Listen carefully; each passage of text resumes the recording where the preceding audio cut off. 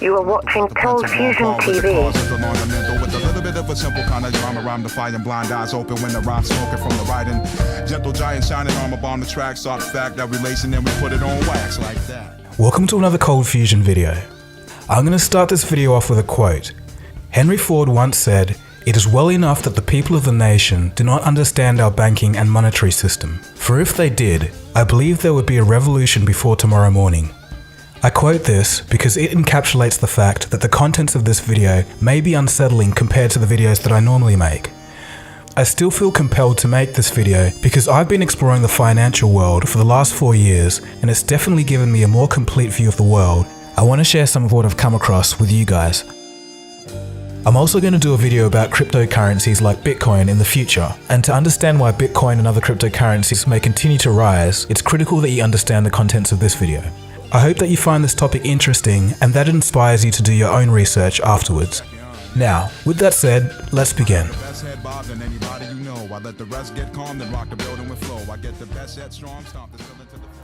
So who controls all of our money?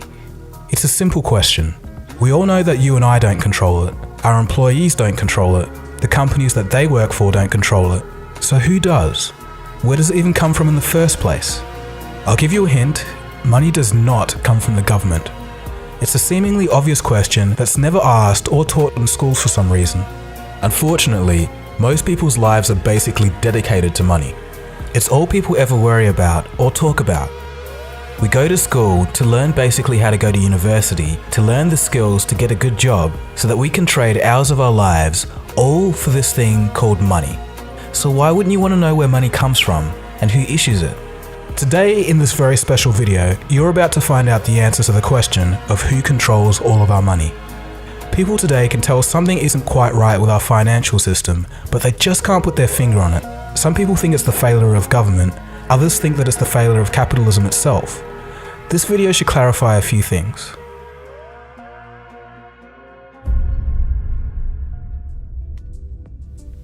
The year is 1694. And England had just suffered through 50 years of war. Exhausted, the English government needed loans to fund their political means. Brainchild of Scottish banker William Paterson, it was decided that a privately owned bank that could issue the money to the government out of thin air was to be the solution. This was the very first modern central banking system in the world. Central banking is more influential than laws, governments, and politicians, but strangely not the focus of the general public. Fast forward to the early 20th century, and after 2 failed attempts, a group of bankers wanted to put a central bank in the United States of America. It was December of 1910, and Senator Nelson Aldrich boarded a private train car in New York with 6 others. The 6 were not to be spotted by any news reporters to avoid questions. Their destination? Jekyll Island off the coast of Georgia. The meeting went for 9 days, and from that, they created the Federal Reserve System. This is all documented and a matter of public record. Some of them went on to write about the meetings in their personal biographies. Here's a quote from Frank Vanderlip, president of the National City Bank of New York, February 9th, 1935, in the Saturday Evening Post. "I was as secretive, indeed as furtive as any conspirator. Discovery, we knew, simply must not happen, or else all our time and effort would be wasted. If it were to be exposed that our particular group had got together and written a banking bill, that bill would have no chance whatever of passage by Congress." The 6 men that Nelson Aldrich brought together included the head of banks, branches of government such as the Treasury, and some of the richest people on earth at the time. To give you an idea of how rich they were, in 1910, these 6 men represented a quarter of the world's worth. The bankers told the American public that the purpose of the system was to stabilize the economy and to stop the grip of the Wall Street banks over America. The problem was, the guys that wrote the bill were the very same people they said they'd stop. If they succeeded, it will give a small group of men the ability to create money from nothing and loan it to the American government with interest. So why was it done in secret? Because the American people didn't want a central bank. Back then, unlike today, people knew what central banks were and understood them very well. Everywhere a central bank went, there'll be wealth inequality, wild swings between economic booms and busts, and after each bust, those at the top of society mysteriously came out richer while everyone else got poorer. Europe was the running example of this at the time. The Federal Reserve was originally drafted as the Aldrich Bill, but when it came into Congress, they recognized Senator Aldrich's name and smelt a rat. The bankers needed better cover. They decided to send two millionaire friends to carry the bill to quell the suspicions of Congress and renamed it the Federal Reserve Act. Next, in a textbook lesson of deceit, the bankers set out to fool the American people through disinformation. In the newspapers of the day, the bankers screamed and protested against the new Federal Reserve Bill. It would ruin the banks, they exclaimed. The average person read the protesting articles of the bankers and thought to themselves, if the bankers hate it, it must be good. And then they ended up unknowingly supporting a Trojan horse. The bankers also fooled Congress by putting clauses in the bill that limited their power only to remove them once the bill was passed. A double head fake of the public and Congress was all it took. The bill was passed on December 23, 1913, while most of Congress was out on holiday. And with that, a small group had complete monopoly over the issuing and creation of American money. Today, the Federal Reserve is the most powerful entity in the United States, and they're not ashamed to admit it either. Here's former Fed Chairman Alan Greenspan. What should be the proper relationship between a chairman of the Fed and a president of the United States? Well, first of all, the Federal Reserve is an independent agency, and that means basically that there is no other agency of government which can overrule actions that we take. What the relationships are don't frankly matter. In addition to this, it seems that the Fed can't even be touched by investigating parties. So I'm asking you if your agency has, in fact, according to Bloomberg, extended $9 trillion in credit, which, by the way, works out to $30,000 for every single man, woman, and child in this country. I'd like to know, if you're not responsible for investigating that, who is? We have responsibility for the Federal Reserve's programs and operations, audits, to conduct audits and investigations in that area. In terms of who's responsible for investigating, would you mind repeating the question one more time? Mr. Chairman, my time is up, but I have to tell you honestly, I am shocked to find out that nobody at the Federal Reserve, including the Inspector General, is keeping track of this. So what does all of this have to do with me, you might be asking? I don't even live in the US. Well, two reasons. Number one, the central banking model from the Bank of England and the United States has now been put in all countries, and even consolidated power in parts of Europe as the European Central Bank, or ECB. This unites separate countries under one economic policy. The only places in the world that don't have central banks are North Korea, Iran, and Cuba. In 2000, this list suspiciously included Afghanistan, Iraq, and Libya. And number two, since the end of World War II, the US dollar has been the reserve currency of the world. This means that all central banks hold US dollars in their reserves. In other words, all other currencies are backed by the US dollar. This directly links your country to the Federal Reserve's monetary policy in America. More on this later. When the post-World War II monetary system, called the Bretton Woods system, was created, all US dollars were backed by and exchangeable for gold. A byproduct of this was that currencies used to be very stable in relation to each other. Before that, all the countries, the exchange rates were fixed, and year after year you could predict what prices were going to be. You could start a business elsewhere, know if you could calculate profits. Business was much easier before floating exchange rates. Unfortunately, in 1971, due to a falling US dollar, international capital flows into gold, and the funding of the Vietnam War, President Nixon took the US dollar off the gold standard. I have directed Secretary Connally to suspend temporarily the convertibility of the dollar into gold or other reserve assets. Now the dollar was floating and backed by nothing, and has been ever since. Okay, so let's think a little. If the US dollar is backed by nothing, but the world's reserves are backed by the US dollar, intrinsically, since 1971, doesn't this mean that all currencies are now backed by nothing tangible, only trust in the American government? Well, this is correct. Money backed by nothing is known as fiat currency. Fiat in Latin means let it be done. In other words, the government says it is money, so it is. A consequence to having money backed by nothing is that whenever the Federal Reserve creates money, it dilutes the currency supply of all other nations because their reserves are backed by the US dollar. All countries' reserves are worth less each time money is created. In the past few years, the Federal Reserve has printed trillions of dollars, and countries like Russia and China have noticed this. As a reaction to the money printing, these countries have been selling US dollar reserves and buying gold over the same period. But wait a second. Some of you clever thinkers out there may have asked yourself, if every currency on Earth is backed by nothing, how am I able to pay for things? Well, as it turns out, the whole economic system today is running because it's backed by faith. Faith that you can exchange your unit of currency for goods or services. In a way, part of that faith comes from the fact that not many people actually know where money comes from. We're about to find that out in this video. A central bank is essentially the entity that manages a nation's money supply, and it can loan money to the government with interest. In the United States and most other countries, it works like this. When the government needs more money than they receive from taxes, they ask the Treasury Department for money. The Treasury then receives an IOU or bond from the government. The Treasury, through the banks, gives this IOU to the Federal Reserve. The Fed then writes a check for this IOU and hands it to the banks.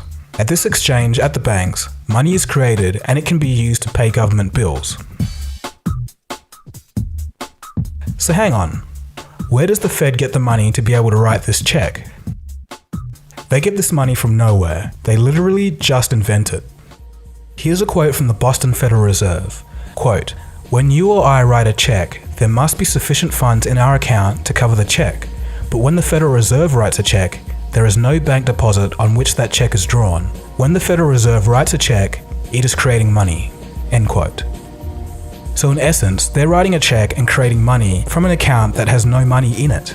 The money the Federal Reserve creates can be used as legal tender to buy things and eventually makes its way into the real economy. If you and I did that, we'd go to jail for fraud, but they can do it because they invented the system. This is the same system used throughout the world today. Another part of this money creation happens at the commercial bank side. Every time you take out a loan to buy a house, car, or TV, banks create money out of nowhere to give you this loan, and you still have to pay interest on it. And don't just believe me when I say that. Hear it for yourself from the horse's mouth, the people running the system.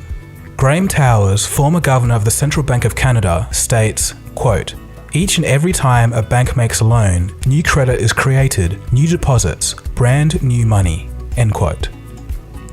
Paul Tucker, Deputy Governor of the Bank of England, quote, "Banks extend credit by simply increasing the borrowing customer's current account." End quote. So what they're basically saying is that each time the bank makes a loan, the bank doesn't use other people's deposited money and give it to you. It creates new money. In modern times, this means typing digits into a computer. 97% of all money is digitally created like this. Only 3% is the physical cash and coins that we carry. Another crazy thing that commercial banks can do is lend out 10 times more money than they actually have in reserves. This is called fractional reserve lending. So who wrote this ridiculous system into law? For the United States, it was part of the Federal Reserve System drafted in 1913. And again, this is the same system used throughout the world. So what's the issue? Why should I even care? Well, there's consequences. When more loans are given out, more money is created, and the rest of the money in circulation is worth less and less as the years go on. This is known as inflation. In a way, inflation is basically a tax that we all pay for the fraud of money printing. Easy money now in exchange for tax on our future generations. It's also why in 1950, a house used to cost $7,000 and a car, $2,000. Obviously, this is no longer the same today. Things will always keep getting more expensive as long as this system is in place. This was actually kind of okay because wages grew in relation to inflation until about 2008. Why this stopped happening is a story for another day. So things are already pretty crazy, but they get even crazier. The more you look into it, the stranger things become. So remember how we're talking about how central banks and commercial banks can create money out of nothing? This procedure actually does create something. It creates debt. Let me explain. When you take out a loan, it's written down as an asset in the bank as a negative form, kind of like a negative value of money, or otherwise known as debt. Under this system, debt is actually money. And again, don't just listen to me. Mariner Eccles, former governor of the Federal Reserve, states, quote, "If there were no debts in our money system, there wouldn't be any money." So in essence, instead of gold being the backbone of our economy, it's now debt. The system we're under now is sometimes referred to as the debt-based monetary system. It requires that debt always grows. Countries and people must become deeper in debt so that there's more money in the system, because remember, debt is money. If people and governments stop borrowing money and pay back loans, the debt doesn't grow, the money supply shrinks, and the system falters. It truly is bizarre, but we all live in this system each and every day. The Federal Reserve and other central banks control money by adjusting its supply and how much it costs to borrow money, otherwise known as the interest rate. With these tools, and as a consequence of human group psychology, central banks can create booms and busts in the economy at will and also distort and derail an economy by messing with it. Let's take a quick case study. In the year 2000, Federal Reserve Chairman Alan Greenspan cut interest rates to 1%. He did this to try and fight off a recession from the dot-com bubble and encourage people to borrow money. When interest rates are low, if you're borrowing money, you save a whole lot on repaying mortgages. Since a 1% interest rate hadn't been seen at the time since the 1950s, it was a pretty good deal. Greenspan's idea was that he could create a wealth effect. People would start to buy houses, the prices would go up, and then people would feel wealthier and spend more money in the economy and stimulate it. Greenspan sure succeeded in getting people to borrow money to buy houses, but they borrowed too much, and the result was the 2008 housing bubble. This is a prime example of what can go wrong when central banks mess with an economy. Yes, corrupt bankers have a lot to answer for in their role in the 2008 crisis, but the Fed has a far bigger long-term impact. Even crazier things are happening in Japan. Their central bank is buying so many stocks that they were the #1 buyer of Japanese stocks in 2016. So they have part ownership of companies with money that they created from nothing. So in essence, it is the central banks that control our economy and the central and commercial banking system together that control all of our money. The difference is, central banks can create money at will, while commercial banks need loans to create money.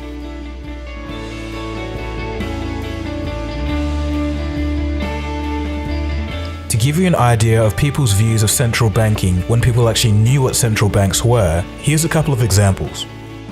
In 1881, then President of the United States, James Garfield, states, quote, "Whoever controls the volume of money in any country is absolute master of all industry and commerce, and when you realize that the entire system is very easily controlled one way or another by a few powerful men at the top, you will not have to be told how periods of inflation and depression originate."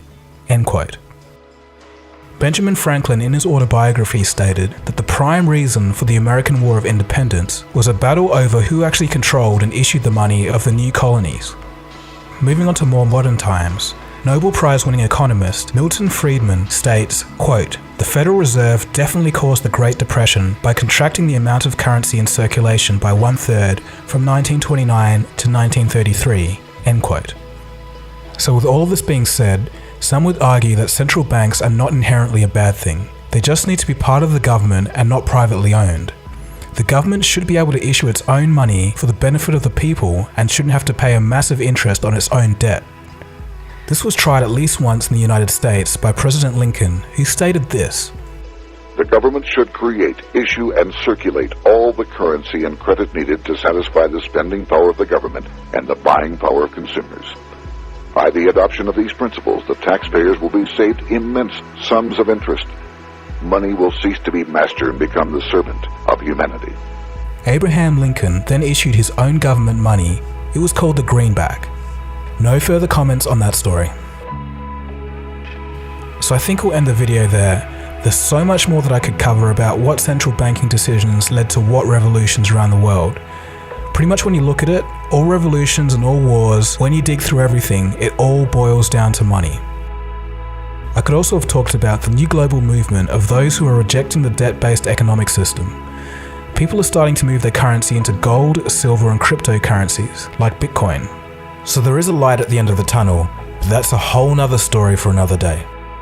Anyways, if you've watched the whole way through this video, congratulations. You're one of the few who have found out the hidden truths about who controls all of our money. I think I've only met about 4 people in real life that have been aware of the debt-based economic system. It's strangely unknown, but is as true as anything. I even showed you all of the quotes of the bankers and the former heads of the Federal Reserve telling you from their own mouths how the system actually works. If this is your first time hearing all of this, I encourage you, as I said before, to do your own research, and then you'll start to see the bigger picture, and the world today will make a whole lot more sense. If you want some good starting resources, I recommend Mike Maloney's Hidden Secrets of Money series. It's here on YouTube and I'll leave a link below. Mike is a very knowledgeable guy and I've had some great long conversations with him about the economy. If you are into reading and you want to know more about the history of the Federal Reserve, I recommend the book by G. Edward Griffin, The Creature from Jekyll Island. So anyway, I think I'll stop talking now. Thanks for watching this video. This has been Dagogo. You've been watching Cold Fusion. Feel free to subscribe to this channel if you're new. This isn't the stuff I normally make, but I think you'll like the other stuff anyway. I really hope you learned something from this video, and I'll see you again soon for the next video. Cheers guys, have a good one. Cold Fusion. It's new thinking.